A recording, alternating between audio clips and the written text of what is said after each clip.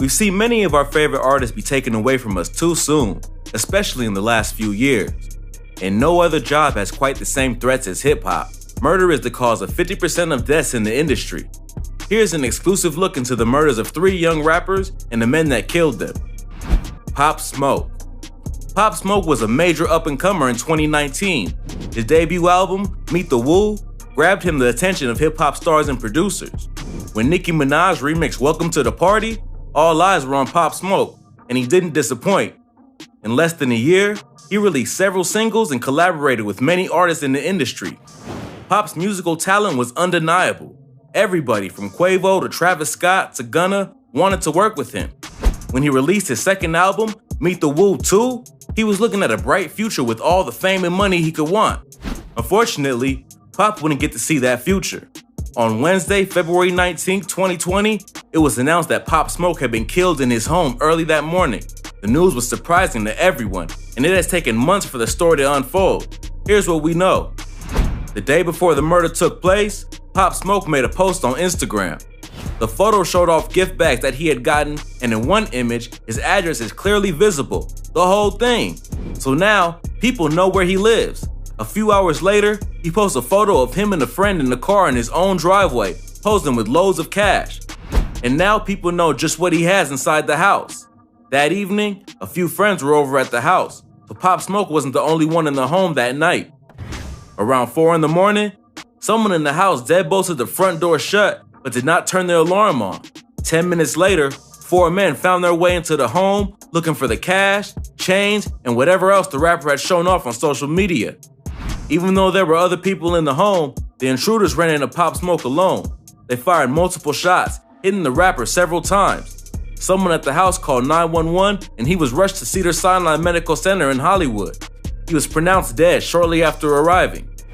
Meanwhile, the 4 men had escaped from the home. Officers had arrived at the house and were interrogating those that had been inside. No one knew anything, and all of them were cleared as suspects. The real suspects wouldn't be caught until July 9th, when it was announced that 5 men had been arrested in connection to the rapper's murder. Corey Walker, age 19, and Keandre Rogers, age 18, were both charged with murder during the robbery, which could put them up for the death penalty if they get convicted. 2 unnamed minors, aged 17 and 15, have also been charged with murder and robbery in a juvenile court. Another man, 21-year-old Jaquan Murphy, caught an attempted murder charge. Bail for each of the adult offenders was set at $1 million. People took the loss of Pop Smoke hard, with fans and artists tweeting their thoughts for his family, who said in response, "Every prayer, call, and act of kindness is deeply appreciated, and we mourn the loss of our son, brother, and friend." Lil Snoop. Lil Snoop never really got the chance to become a household name, but he was on his way. At age 18, he was already showing talent in the studio and had caught the eye of rapper Meek Mill. In 2013, he snuck past security and tapped on the window of Meek Mill's tour bus. When he opened it, Snoop handed him a mixtape and hoped for the best. He got a call back in less than half an hour, and before he knew it, Meek was signing him to his Dream Chasers label, and he was on the rise to stardom. That was cut short just a few months later, on June 20th, 2013. That day, Lil Snoop was in a small town called Winfield, Louisiana, at the home of 36-year-old Tony Holden. The rapper was probably living in the state, but no one knows what he was doing in this small town at this man's house. The 2 guys passed the time playing video games, and things got competitive. They started placing bets, and at around 4 a.m., things went south. Tony, a convicted felon, pulled out a loaded gun and fired at Snoop, hitting him twice before fleeing the apartment and going on the run. Lil Snoop died of his wounds there in the apartment. Tony, meanwhile, was hiding out. But 4 days after the murder, police announced that he was their primary suspect and that there was a warrant out for his arrest. He was also to be considered armed and dangerous. 2 days later, Tony turned himself in to the authorities. He was then booked into the city jail, facing charges of illegal possession of a firearm by a convicted felon, armed robbery, and first-degree murder. Bond was set at $2 million, which he couldn't post. A massive surprise came a couple of weeks later, on July 8th, when it was released that another suspect had been arrested in connection to the murder. 21-year-old Edric Stewart was charged with manslaughter. Turns out, the autopsy showed that the bullets used to kill Snoop weren't the ones that fit inside Tony's gun. Instead, those bullets came from the gun of Edric Stewart, who had also apparently been there that night. Even with this proof, the charges against him were dropped, except for a minor weapons charge. Tony, who turned out not to be the murderer, only turned himself in because he was out on bail at the time and didn't want to mess with that. He ended up getting 10 years for the felon with the firearm charge, and the real killer walked free. Snoop's mother also believes that cops tampered with evidence and didn't take the case seriously. L.A. Capone. Chicago native L.A. Capone was another rising star in the hip-hop world. Influenced by the Chicago streets, his membership with the Black Disciples gang, and the local drill scene, he was rapping alongside the likes of Chief Keef, Lil Durk, and Rondo No. 9.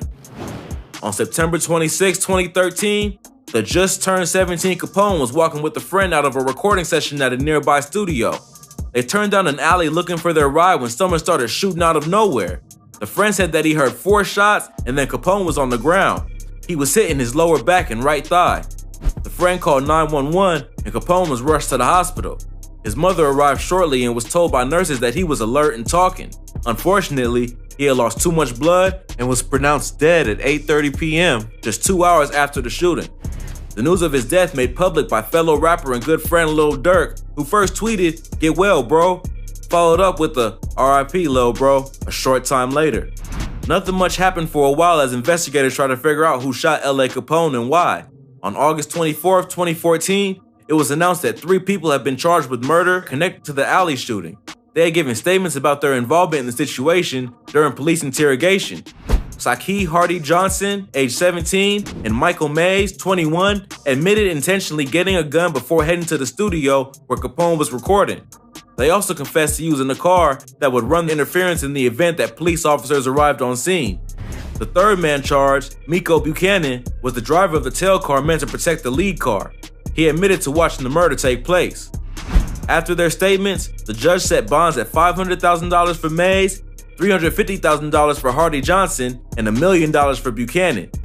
In the end, Buchanan received a guilty verdict of 2 counts of murder and 45 years in prison. Michael Mays was also found guilty and received 24 years. Saki Hardy Johnson was sentenced to a full 60 years for his role in the murder. Well, that's all for today. If you enjoyed this video, go ahead and give us a thumbs up and let us know in the comments what you'd like to see in the future.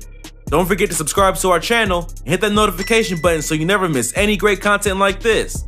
Thanks for sticking with us to the end of this video. Since you made it this far, why don't you go ahead and enter our new giveaway for $100 worth of Amazon gift cards. To win, all you have to do is subscribe to our channel, like this video, and leave us a comment down below letting us know what you'd like to see us make a video on next. From criminal histories, to lavish lifestyles, to what their lives were like before they hit it big. We love talking about our favorite artists and what they're up to. And now, we want you in on the action. Just let us know down below who or what you think we should show you in an upcoming video. Our favorite suggestion will win Amazon gift cards worth $100, plus a mention in our next video. So if you have an excellent idea for us, go ahead and drop it down below. Catch you in the next video.